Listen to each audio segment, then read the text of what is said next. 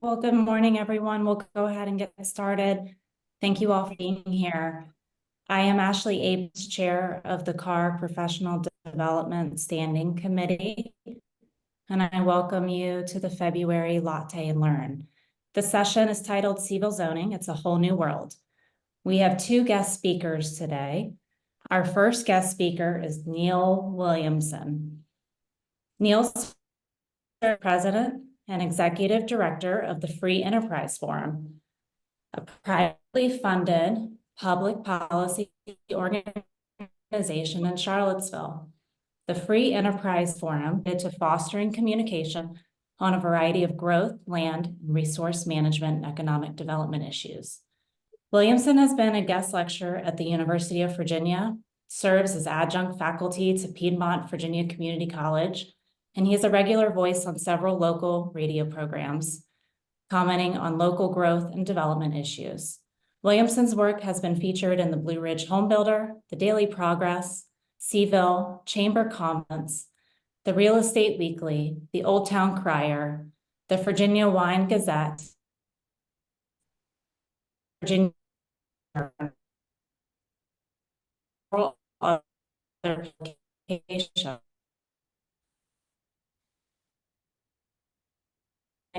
Director of the Free Neil. Our second is Valerie Long. Valerie focuses on real estate. She represents parties in all phases of commercial properties, including drafting and negotiating of contracts, due diligence, and closings. She is highly experienced in all aspects of large-scale commercial, residential, and industrial developments, and has experience representing both borrowers and lenders in commercial lending transactions. Valerie also guides clients through the intricacies of obtaining local government land use approvals. Her experience includes rezonings, special use permits, and variances for numerous large mixed-use developments, shopping centers, a community hospital, research parks, residential developments, industrial sites, wireless telecommunications facilities, and the creation of a new zoning district for a national historic landmark. She also advises clients on applicable land use regulations prior to acquisition and/or the development of property.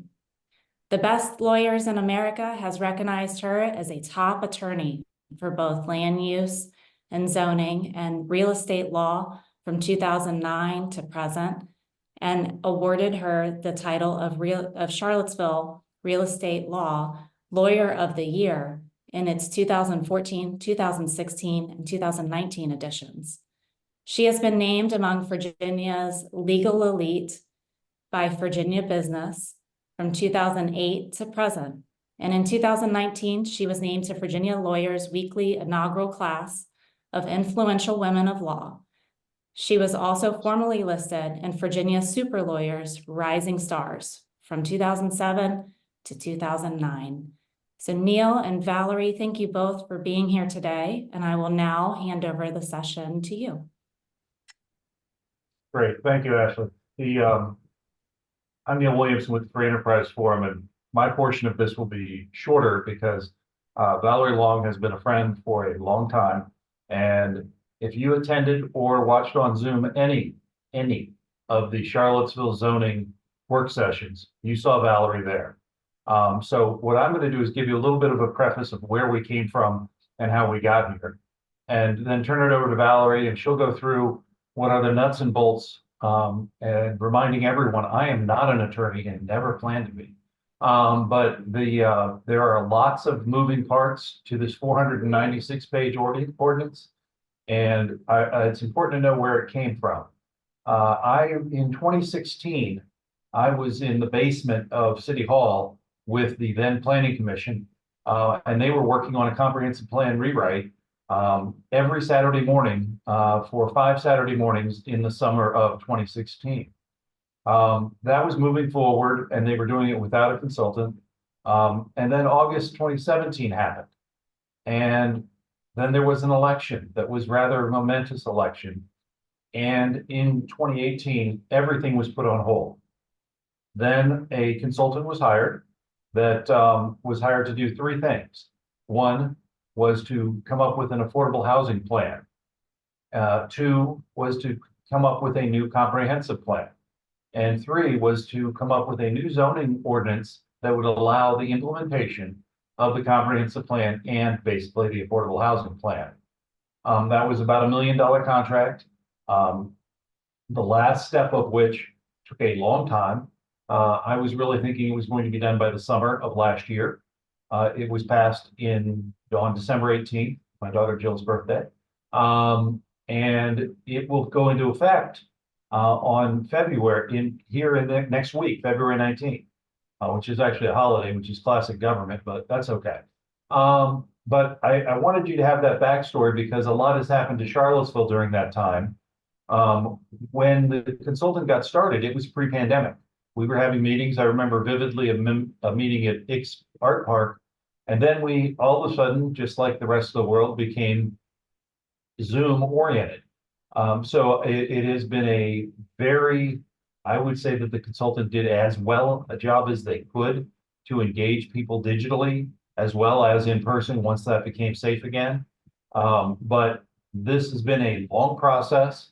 And I will say that the realtors in the end supported the zoning ordinance. It's important to recognize there was a significant advocacy effort in support of the ordinance last year to the tune of $150,000, actually 175 if you include the $25,000 educational program in the first quarter. But there are things in the ordinance that the realtors do not like. That's okay. We didn't let the perfect get in the way of the good. And with that, I just wanted to give you that preface and then turn it over to Ms. Long to walk you through the PowerPoint. Great, thanks, Neil, and thank you everyone for attending and the opportunity to be here today and share a little bit of my experience and knowledge with the new zoning ordinance in the hopes that it will help all of you with your work and your clients help find new homes in the city. I'll go ahead and share my screen so we have some visuals to work with. Hopefully everyone can see the right slide. So as Neil said, it really is a whole new world with the city. It's a very dramatic and impactful change in the way land use decisions are made in the city of Charlottesville. I know there is a lot of concern that's out there about it, a lot of uncertainty. There's also a lot of excitement. It provides, in my opinion, a tremendous amount of opportunity for those who want to take advantage of it with their property in order to help support providing more housing in the city, which of course is the ultimate goal with this, to try and increase the inventory, provide more opportunities for housing for people at all income levels and all locations in the city.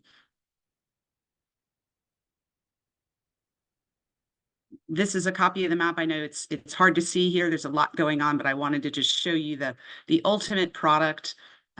In addition to, well, let me back up. The whole process, the city's calling it the development code, not just the ordinance. I tend to call it the ordinance, but it's really the development code because it includes not only a brand new zoning ordinance and a new zoning map, but also a new subdivision ordinance and all the procedures that go into it.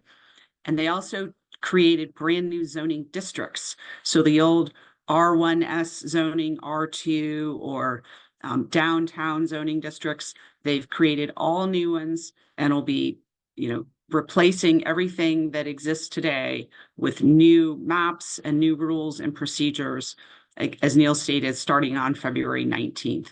But you can get a flavor for some of the changes, particularly in, hopefully people can see my cursor, in some of the single-family neighborhoods that historically have only permitted single-family residential.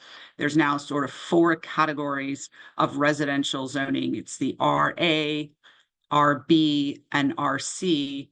And then there's a new category they incorporated relatively towards the end that they call the RNA residential district, which is intended to provide certain protections for neighborhoods that they are concerned about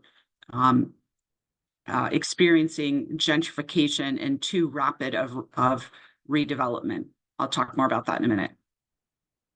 These are just areas where I try to zoom in a little bit more on the new map to give you a better view of what's going on in the different districts and options. I will clarify some of these areas with the dots. Those are portions of parcels that are subject to some sort of historic review board, like the architectural or the Board of Architectural Review, or it's a conservation district or an entrance corridor. And as many of you may know, projects that are proposed anywhere in those areas either have to be reviewed by the city's Board of Architectural Review or the city's entrance corridor review, depending on where they are.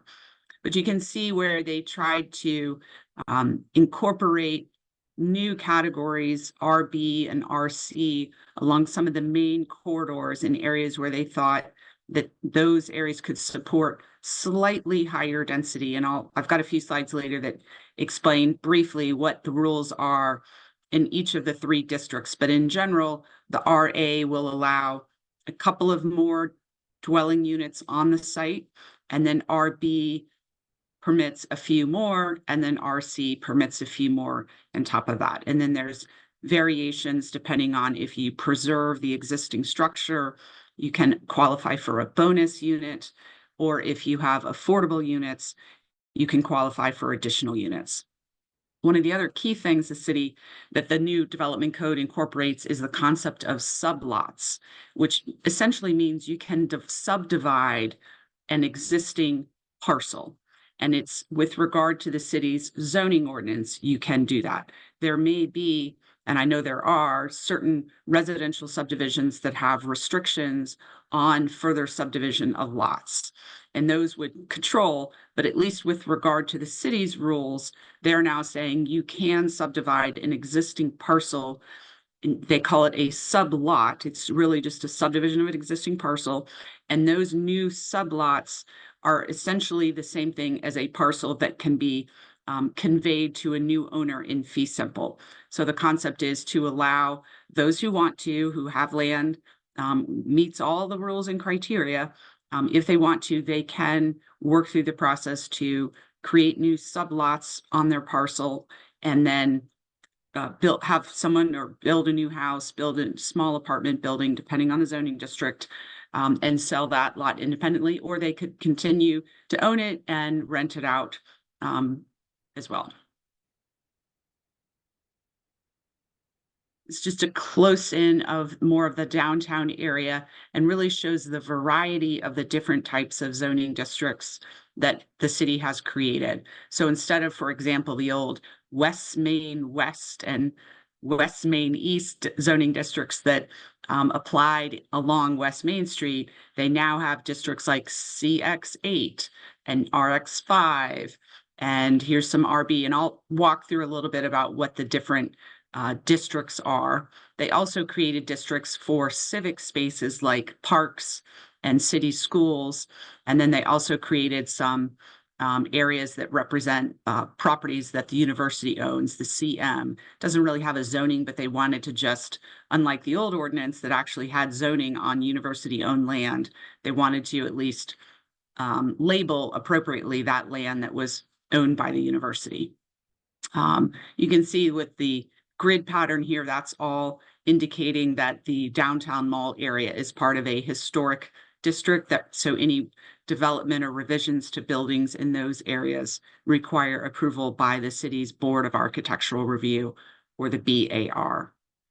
You can see up here, for example, there's some area in this blue color, that's the industrial districts that they've identified. So I'll go to the next slide. And then this is, again, just a close into the map of another part of the area, showing, again, the variety of districts, how they work to incorporate the RB or RC districts along certain primary corridors to focus more density along those corridors and provide variety throughout the city. These are the basic summaries of the residential districts. My assumption was that perhaps that would be the area that was most of interest for the group here today. But certainly I'm happy to chat more about all of them. But this is a page from the new development code summarizing the basic rules for each of the 3 types of districts. So for example, as you can see with RA, you can have a maximum of 3 dwelling units on the site. There's height restrictions of 2.5 stories or 3 stories, but there's also a lot of regulations about the form and size of buildings. And I should back up and say that was one of the basic premises of the new code, is that instead of regulating the uses like the old ordinance does and being very clear about what you can have and what you can't have in certain zoning districts, the new code is focused much more on allowing a great variety of uses in most districts, but regulating more how big the buildings are, how wide they are, making sure there's enough windows and not blank walls. They call it a form-based code, meaning that they focus on the form and the design of buildings more so than the uses that are located within them. So as an example, in the RA district, there's a limit that buildings can't be more than 60 feet wide. And that's an effort or intention to manage the scale and size of a building on a particular lot or sublot. And then by comparison, in the RB zoning district, you can see that it allows 6 dwelling units as compared to 3 dwelling units in RA. It has similar height restrictions and a similar building height. So there, the only real difference is how many units can be located there. And then finally, in the RC district, again, same thing, same lot width, just more dwelling units that are permitted. So up to 8 units permitted on an RC lot. And again, that's all subject to the physical restraints of that lot. If you have a lot that's small, it may not be possible to create 8 dwelling units, even if it is an RC lot. If it's a small parcel, you may not be able to get 8 units in 3.5 stories with a 70-foot wide building. Those are just the limit or the maximum amounts that can be on each lot, or sublot, I should say. This is just an example of the regulations for each zoning district that are contained in the code. It's really intended to be much more user-friendly to everyone. You do not have to be a lawyer to understand the new ordinance. Even as a lawyer, the old ordinance could be pretty challenging because the rules for everything were scattered all around, and it would be very hard to understand whether a certain use was really permitted or what other rules might apply. So they've worked hard to attempt to make it really clear for everyone. Okay, if I've got an RA lot, what are all the rules that apply to a unit on that size? And it covers everything, as we talked about, from building height to what's the minimum lot size, and how wide does the rear access need to be? And again, it walks through the dwellings. Just for clarification, this is the concept. Again, this is RA, so the most stringent. You can have, by right, or sort of a base rule, 3 dwelling units total maximum on an RA lot. But again, if you preserve the existing structure, you can have up to 4. They wanted to incentivize preserving existing structures because typically those, depending on the neighborhood, of course, can enable existing sort of naturally occurring affordable housing to remain. And obviously there's benefits often of just preserving a structure instead of tearing it down. And then if there are affordable dwelling units, it's possible to have even more units, up to 6 in this case. And then as you can see, they have rules about building coverage, how much of the parcel the buildings can cover, whether this one has a building footprint maximum, setback lines, regulations, build to lines, rules about parking. And again, they have a similar chart like this for each of the new zoning districts. Again, so you can ideally be able to just look it up relatively easily and understand what the rules are. And by comparison, this is the new RNA neighborhood that the city council identified areas where they were concerned. They wanted to not encourage as much redevelopment because they're areas that they previously called them sensitive communities that had been the subject of historic racial discrimination and or gentrification over recent years. And they wanted to essentially relieve the pressure a little bit there on redevelopment. So they have limited the development potential in the RNA districts, as you may see, with much lower density is the key thing. 1 unit per lot, only one, or 2 if you preserve it. They do have more options if you have affordable dwelling units there. And then again, I won't run through all these, but this is the RB, and you can see here the rules about density. 6 units as a base, 8 if you preserve the existing structure, or 12 with affordable units.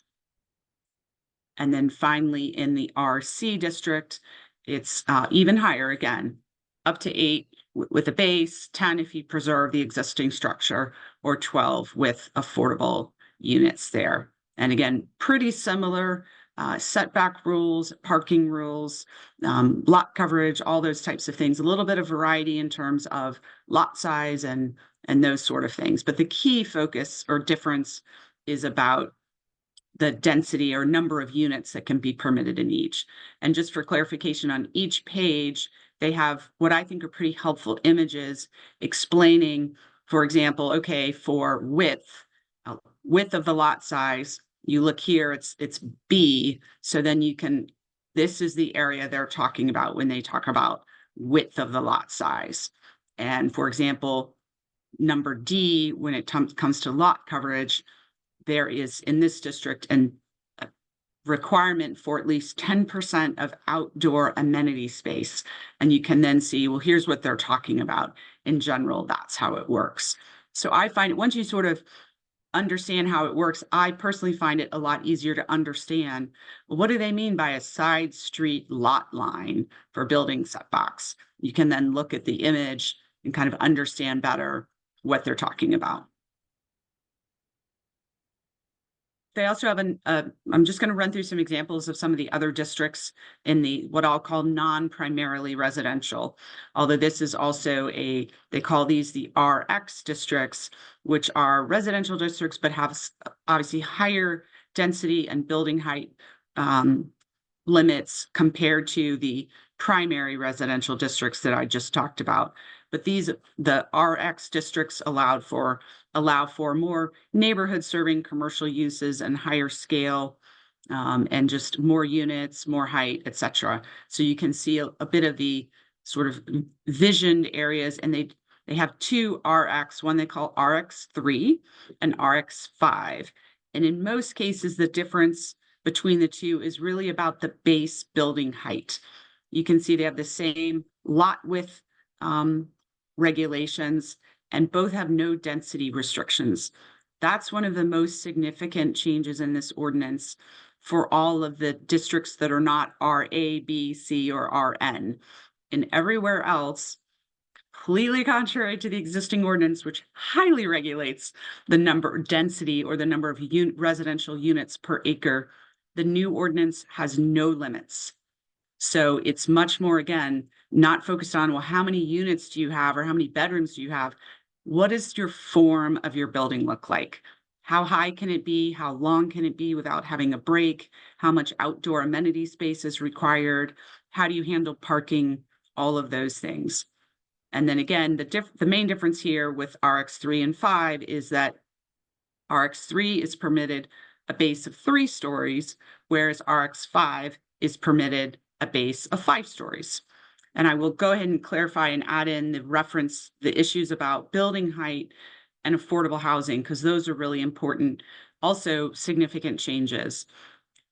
New to the city is affordable housing in the sense that they call it an inclusionary zoning ordinance. And again, part of this entire effort not only was to increase opportunity for more housing throughout the city and in every zoning district, but also, of course, to increase and incentivize more and better affordable housing. So the general rules are, and again, the rules vary depending on whether you're in the residential neighborhoods versus everywhere else.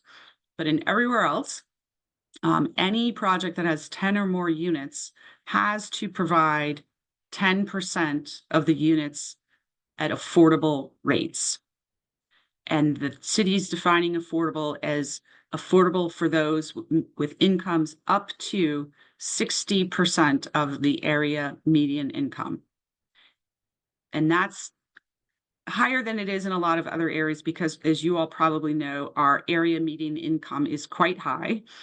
It's gone up substantially, particularly in the last few years. I believe it's now I think it's $123,000 is our area median income. Last year it was 111. The year before that it was about 93. So that gives you a feel of how our area median income is increasing. And so 60% of that is very challenging for people, but it is not quite as challenging as it would have been just a few years ago when our AMI was lower. That also, those units also, if it's a rental property, have to be affordable for a period of 99 years, which is a huge, significant impact. Right now, the city has an affordable ordinance that applies in some cases, and it typically requires the units to be affordable only for 5 or 10 years at the most. So that's a big change as well. It's really a big change on all levels. So any building, again, in the RX3 district that has 3 stories and more than 10 units, 10% of those units have to be affordable. They have provided an option for what they're calling a bonus height. So, and I'll go to that on the next page, I think. In most cases, you can qualify for 2 additional stories on a building as a bonus if, instead of having your affordable units be affordable to those with incomes up to 60% of the area median income, you rent them to those who make even lower incomes up to 50% of the area median income. So as you can imagine, that makes it even more challenging, but it does address, provide even deeper affordability, which the city identifies as a significant need in our community. So it's supposed to be a trade-off that you get 2 extra stories of your building in exchange for providing even more deeply affordable housing.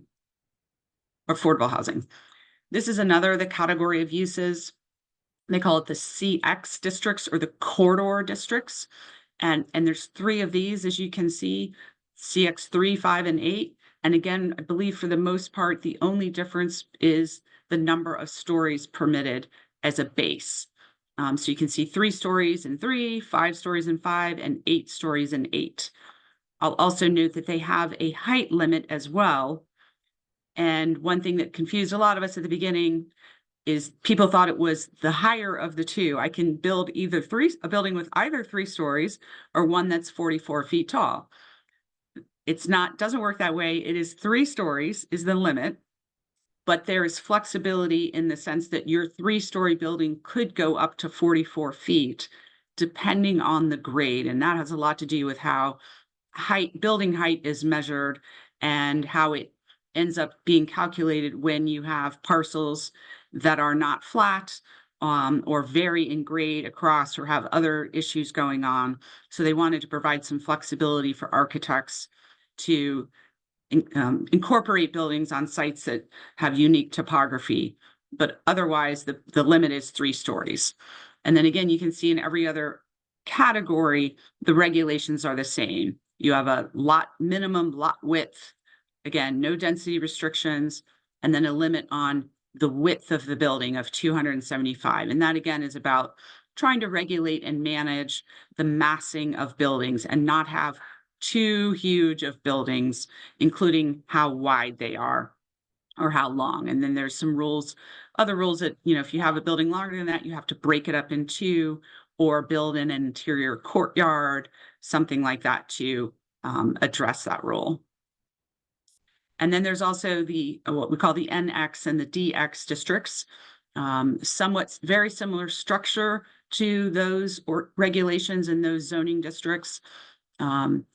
These are sort of areas that are not necessarily along a corridor, but are along a node. And those areas are identified on the comprehensive plan map. They have very similar rules and form-based code guidelines, but I just wanted to show the variety of differences. And again, I think in every case, the only difference between the various categories of NX is building height. 3 stories in 3, again, 5 in NX5, 8 and 8. They do have an NX10, which is obviously even higher, can go 10 stories. And then the DX district is the downtown area, both the mall and some areas on the streets just surrounding that. And as you can see, that allows up to 10 stories with a base. This is one of the pages from the new use table, and you all may have seen this in the old ordinance. They had a use matrix. It was really hard to use, depending, and this is a similar structure, but it's much more streamlined, in my opinion, much easier to understand and navigate. And they've also revised all of the definitions for various uses to, one, modernize them, but also try and kind of combine them together and make it easier so it's not so specific on every use. Again, the point was to try and regulate less about those uses allowed in each district, focus more on the building form and design, but they still are regulating uses. So as you can see, in certain, and I guess notably, I would say that in the residential districts and in most districts, many more uses are allowed that did not used to be allowed in many districts. So group living is an example, 8 or plus residents. You do still need a special use permit. That's what that S means in the districts that are the residential districts up through RC. But in everything else, a group home is now permitted by right. That's what the P means. So that's a big change. Let me actually go back to that in a minute. General household living.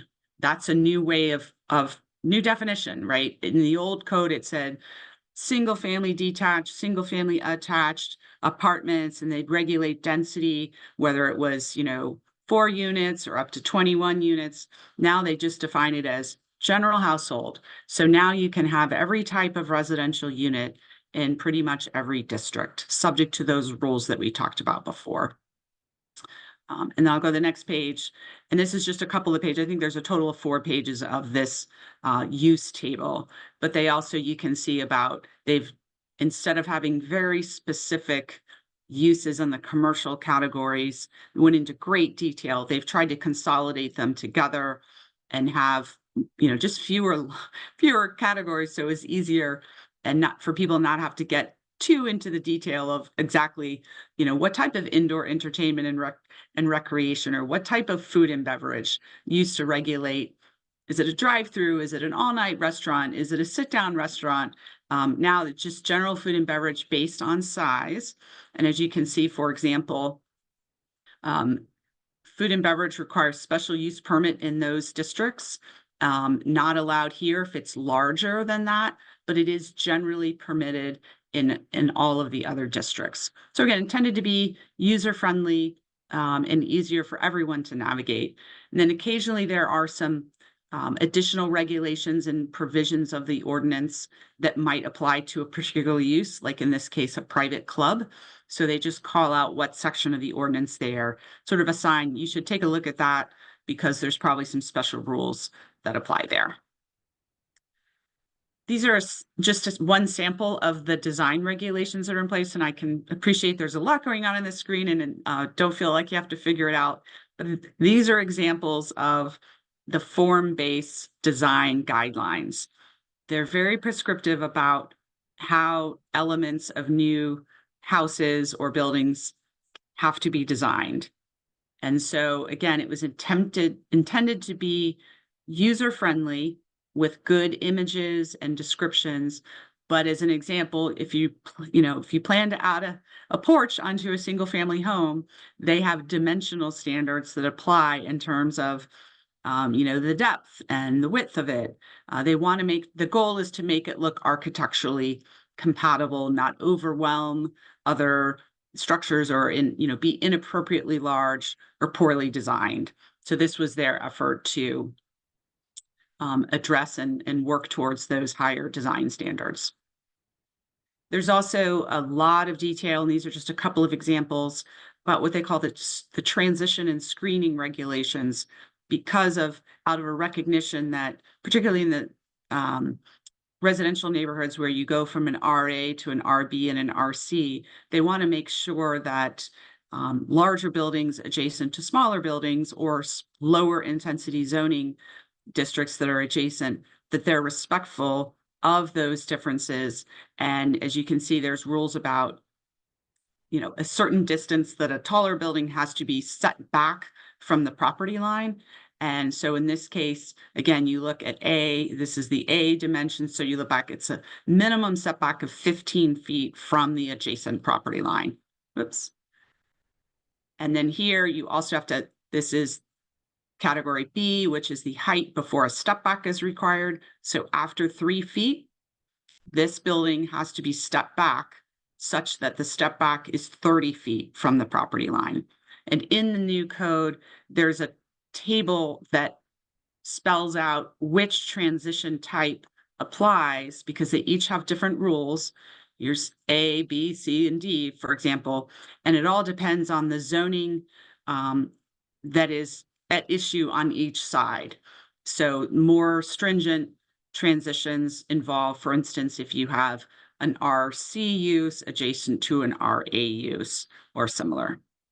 And this is one that's maybe a little easier to read and might be a better example, particularly in those residential neighborhoods, showing an existing house and an up, you know, a 3-story building, you know, next door to it, and how you have to have, again, a 30-foot setback from the property line. But in this case, a step back is not required. So each of those transition areas applies depending on the particular situation involved. And they try to have a variety of those so that they could tailor it appropriately. A lot of people asking again, as people say, when is this going to happen? Is it going to happen all right away? Again, it legally goes into effect on the 19th. So those are the new rules, sort of hard changeover on that day. But the city has done lots of analysis and assessment to address concerns that I think legitimate concerns that people were concerned, oh, this is going to create a massive change really quickly in our neighborhoods or in our city. There was a lot of concern. Change is always hard. Their study indicates that they think it will actually be a relatively gradual change. Personally, I will say the city has a lot of work to do, and I know they've been doing a lot of work, particularly over the last 2 months, as well as over the last 6 months, to get ready for these new changes, right? They've had to not only revise their code and their maps, they have to have all new applications and procedures, and hopefully they are going to add some more staff so they can process these applications quickly. But there's going to be, for sure, a period of time where things are going to be tough and it's going to be hard to get things done, in my opinion. I think they will be very motivated to help make the ordinance work well from the beginning, but I think they're also realizing that things will be challenging and it's going to be an adjustment period, and there's a lot that they'll have to figure out. They've also made it very clear on many occasions that this new development code is a living document, as they call it. They know that as they start working through it and people are using it, they're going to identify certain provisions that don't work well, maybe errors in the code, and that they'll need to make some changes, technical changes, or housekeeping changes, regardless, as they go through it. And so the new planning director has committed that at least once a year, they will be amending the new development code to address those issues. I think it'll also provide an opportunity, like everyone, there are things in this new code I think are far from perfect and need some changes. And so my hope is that there'll be opportunities to work with city staff, and I'm optimistic there will be, to recommend some changes going forward. But I think before anyone will believe those are really necessary, we'll need to be able to show them that they're not working quite as right. So these are some quotes Neil added in, which help, I think, reinforce that point that it's a big change, but at least the city council and staff and a lot of the consultants they've been working with over the years, that it's not necessarily going to be obviously an immediate change, that there's a lot of work to be done, but that the city's ready to respond to these and address the procedural challenges that may need to happen. We have a few more, and then a few more issues about the a conversation Neil had with the Home Builders Association with the Economic Breakfast and some opinions they have about how many of the properties in the city will take advantage of the new opportunities. He indicated it would be, even less than that. And of course, as many of you probably know, there has already been a legal challenge filed against the new development code against the city. That was filed right before the 30-day deadline. And of course, that is still pending in the courts and probably will be for probably at least the next 6 months, depending on how the city responds and how the courts respond. When I was in a meeting with the planning director last week, some of you were also there, and he indicated that the city had not even yet been legally served with a lawsuit. And that means that the timeline for the city to respond has not even started yet. So more to come on that. But the good news is that the city is, at least from my opinion, good news, the city is continuing to move forward. They are not holding things or delaying any implementation while that lawsuit is pending. They are moving forward, and until a court tells them they cannot do more and it's a final and unappealable decision, my understanding is this new ordinance and code will move forward. I think that's everything. Yeah. So I will stop sharing, and we're happy to answer questions. Great. I'm gonna tee up a few of the questions, Valerie, and if you guys haven't figured it out, in this case, Valerie is the subject matter expert, and I am, the sidekick. One of the questions that had come up is how many affordable units are needed to trigger the bonus in RNA. So in other words, we understand the point with regard to 10 units or greater, but when you're dealing with the residential units and there's an affordability bonus, you mentioned specifically in RNA, how many affordable units need to go in to get that bonus?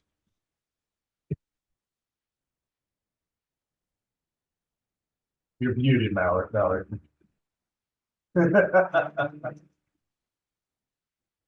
Sorry, got too many screens going on at once. Thank you. So with the, I'm not exactly sure. That's probably a good question to clarify, because for example, in the R8 district, the base is 3. You can do 4 if you preserve the existing structure, and 6 with affordable dwelling units. I don't think it's just one more. I think you have to have at least 2, or it may be that all 6 of them need to be affordable. So that's an issue we'll need to look into, and I'm sorry I don't have the specifics on that. That's great. Another question that was a clarifying question that came up, and I think I know the answer, and I gave my non-subject matter expert answer in the chat, but define a residential treatment facility. Well, there is a definition for that in the new development code, but it is essentially what some would think. It is a group home for individuals who are recovering from typically some sort of addiction. It could be, and I'd have to pull the specifics, but it may also apply to things like a battered women's shelter, things like that are now permitted in more places than they used to be. And some of that is driven by federal law. The Americans with Disabilities Act protects those who are suffering from addiction, among other things, is considered a disability. So those types of facilities have some protection under federal law when it comes to zoning that in sometimes cases can overrule local zoning rules. And so I think the new code is intended to incorporate those rules in and allow those in more situations. Great. Now, a question that I'm hearing a lot and did come up in the chat: will the zoning codes be updated in the tax records by February 19th? And how does the zoning change impact the value and our tax bills? I know that's a little out of your bailiwick, but it is, but it's definitely something I'm thinking about, as well as are a lot of our clients. Probably everyone is. I don't know the answer, because obviously that's a matter for the city's assessor. But I will say I suspect it will probably take a year. But also I would suspect, just speculating, that in some areas where there's now more development potential than there was before, it could result in a higher tax assessment. And I Right. know that's a real concern for some people who do not want to take advantage of any redevelopment or, subdivision of their parcels. But that's one of those things that we'll have to see how that plays out really over the next couple of years. Right. And just as I'm not a subject matter expert with regard to law, I'm also not a subject matter expert when it comes to assessment. However, the assessor has to utilize, just as realtors do, comps.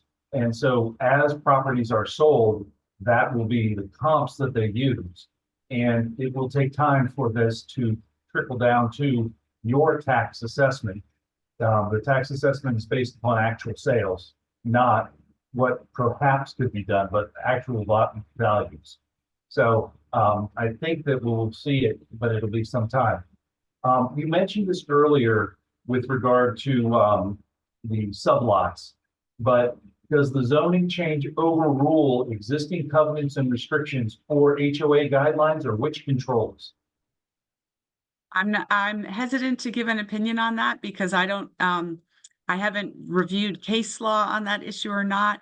I speculate, I believe that the covenants and restrictions would control. Those are private agreements, obviously, with when developers either establish the subdivision or that individual homeowners have imposed upon their lots, and they have the right to do that. So I would say I believe those would control, but I don't want anyone to take that as my legal opinion or guidance, because there's a lot of issues there to be worked out. All right, and we have an affordability question. Then we spoke about what I railed about, and that's silly, the 99 years for rent control, which is always a bad idea. And what terms are in place to keep home ownership, affordable homes that are purchased for ownership, affordable for the long term, not just one cycle? Is there anything in this ordinance that does that? Yeah, the city council and the planning commission, really everyone has struggled with that issue. Really, two essentially conflicting goals of the city on the issue of affordable housing. There is certainly the recognition and the desire, particularly in neighborhoods that have experienced historic racial discrimination, where they very much want to provide the opportunity for individuals who perhaps have not had the opportunity previously to own a home and build wealth in their home to be able to do so. Because we all know, I don't have to tell you all how important that is for quality of life. At the same time, they want to balance that against goals for reducing as much as possible gentrification in some of those same neighborhoods. They've talked so much about this issue, about how challenging it is and how the zoning code is not the ultimate solution to that problem, that there are many, many other tools they need to be rolling out to help with that issue. And they actually are doing that. They're working on enhancing existing tax credits for homeowners of certain incomes, rental tax credits, lots of other programs. And they were just talking about this at a city council meeting earlier this week. But they have struggled with, how do we handle this issue? There will be a right of first refusal on those units for the city. So the city has the opportunity to buy back the unit and keep it on the affordable rolls if possible. But again, there's a lot to be done there. The rules are also a little bit different for sale units in the residential districts. They have a shorter time period. And I believe those are at 80% AMI, I believe, in the residential districts, recognizing that it's very hard to build a house and then sell it at an income level to someone at 60% AMI. It's almost just impossible to do given building costs and land prices in our community. Valerie, what was like the second to last work session for the city council, there was a great deal of presentation. I remember Laura Hildebrandt presenting in regard to infrastructure availability of water, sewer, and other. one of the, and it puts you in a little tough spot and say you can't answer if you can't, but, did they conduct any traffic studies to show predicted impact on congestion? Don't know if they did specific traffic studies because it's hard to do a traffic study on an entire city. I don't know that that would be possible. Typically, when we do traffic studies, it's on an individual project, like a new large multifamily apartment building or a new office building or new shopping center. And you look at the specific estimated trips, vehicle trips that would be generated by that new use during they call it the peak hour or the rush hour. So doing that for the entire city, I think would be challenging. So I don't know that they did that. They definitely assessed generally road capacity and things like that. And obviously a lot of this is based on the idea and goal of increasing the number of dwelling units in the city. So there's more places for people to live in the city and not have to live in outside communities or even in Albemarle County and commute in, and that by reducing the number of commuters, that will help ease some of the traffic congestion. Also, that the increases in density limits or opportunities, even in the residential neighborhoods, while they are a big change from what is allowed right now, even going from 1 unit per lot to 3 or even 6 units per lot. That is a big change, but at the end of the day, the number of actual trips from each of those units, again, particularly when they are fairly confident that the change will be relatively gradual, will not have an overnight impact and all of a sudden cause congestion. That'll be gradual enough, and that more people will live closer to work, hopefully closer to transit, hopefully be able, in some cases, maybe be able to bike or walk to work. That's the goal. Lots of healthy speculation on that issue for sure, and lots to be determined going forward. With regard to utility capacity and so forth, they did do a pretty robust assessment to confirm that the city's water and sewer capacity can handle this long term. And as many of you may know, the city and the county are in the middle of beginning construction on some really significant improvements to the water and sewer infrastructure for our community. The 50-year water supply plan that was approved back in, I think it was 2012, is finally moving forward. Very expensive projects. Some of it's already been done with increasing the Ragged Mountain Reservoir, for example. Lots of other related changes have already begun or been completed, expanding the capacity on water treatment plants and sewer treatment plants, but more is underway now. And they are, I'm told, relatively confident, but that by the time those things are finished, that it will keep up with the rate of change that is expected to occur in the city in terms of number of units. Great. A related question to the traffic question. Last time we did a zoning change, we did the university district and cut the parking in half. Lots of concerns have come up about parking and the number of vehicles parking and where are they going to park. Can you kind of explain the parking philosophy of this zoning code? Sure. And I'm glad someone mentioned it because I should have included that.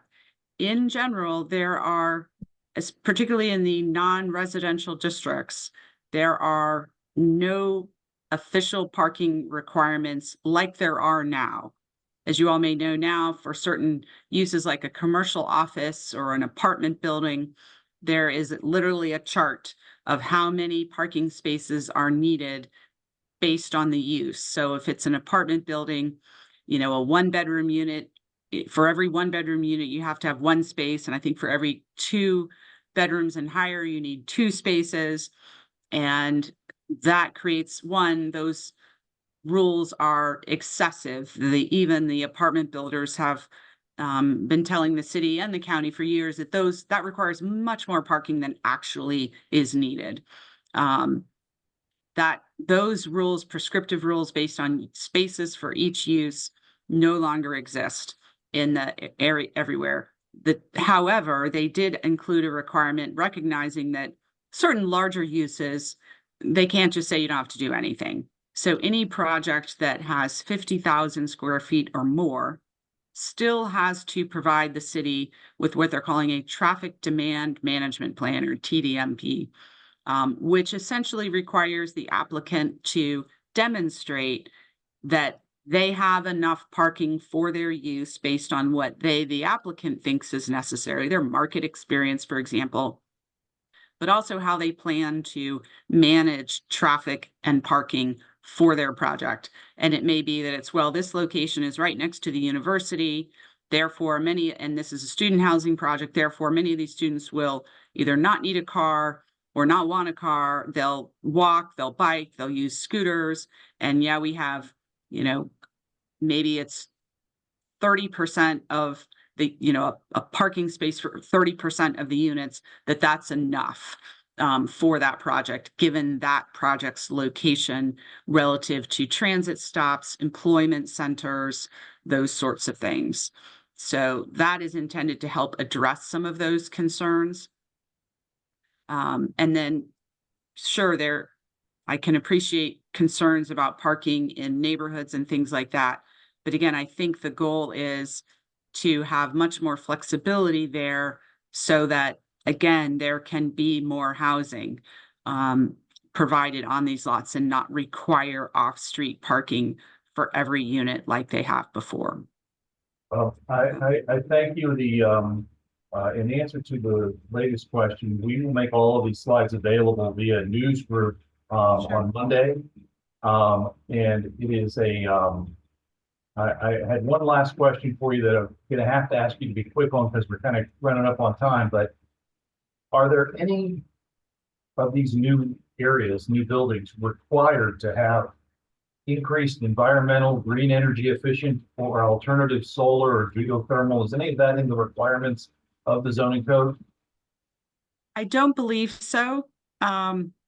They certainly do not preclude a lot of that, but I don't believe there are requirements for it. I will say, however, that staff has indicated they want to relatively soon revisit the environmental regulations of the city's development code. They kind of put those off to the side for now and just continued what they had in place. But they want to take a new look at things like the steep slopes ordinance, floodplain ordinances, tree canopy requirements, all those types of things.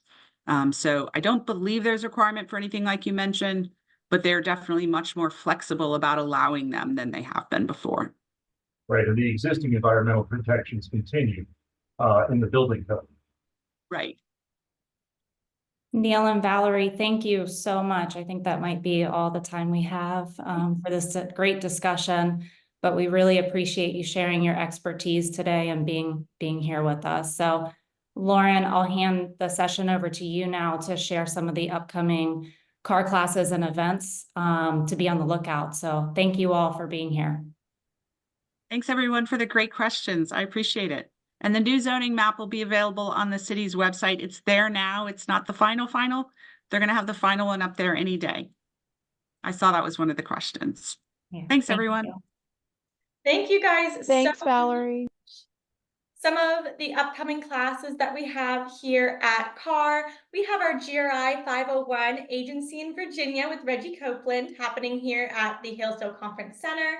You can also take it via Zoom if you would prefer. That class will be Thursday, February 15th from 9 a.m. to 4 p.m. You can register for that class on the CAR calendar.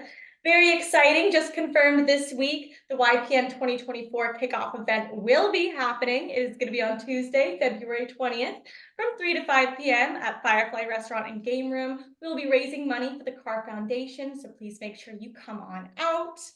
We have our accredited buyers representative classes. It is coming back by popular demand. It is a 2-day course that serves as an initial milestone on your journey to becoming an ABR designee. It is on Thursday, February 22nd and 23rd from 8 a.m. to 5 p.m. here at the Hillsdale Conference Center. We also have our cyber social identity and personal protection class, also known as CSI, on Leap Day, February 29th from 10 a.m. to noon. Here at the Hillsdale Conference Center. It is going to be a great class, so I definitely recommend you come. It is part of our Realtor Safety Program. The Pat Jensen Leadership Academy will be coming back. Our online application opens March 1st and will be closing on May 31st. The sessions begin September 26th, so really make sure that you come out, apply. It's going to be great. We're very excited to have this session come back again. We have our bias override, Overcoming Barrier to Fair Housing. It is on Monday, March 4th from 1 to 4 p.m. here at CAR. That is another popular demand class. And our next general membership meeting will be on March 21st from 9 to 10:30 a.m., which will be another panel hosted by Neil Williamson. Our next Latte and Learn of 2024 is hosted by YPN. It is with Sasha Tripp from Story House, and it is How to Navigate Bidding Wars on April 12th from 9 to 10 a.m. via Zoom again. This is our Latte and Learn schedule. We hope you all enjoyed coming to our Latte and Learn event today. We're very happy that we were able to have Neil Williamson and Valerie Long share their expertise.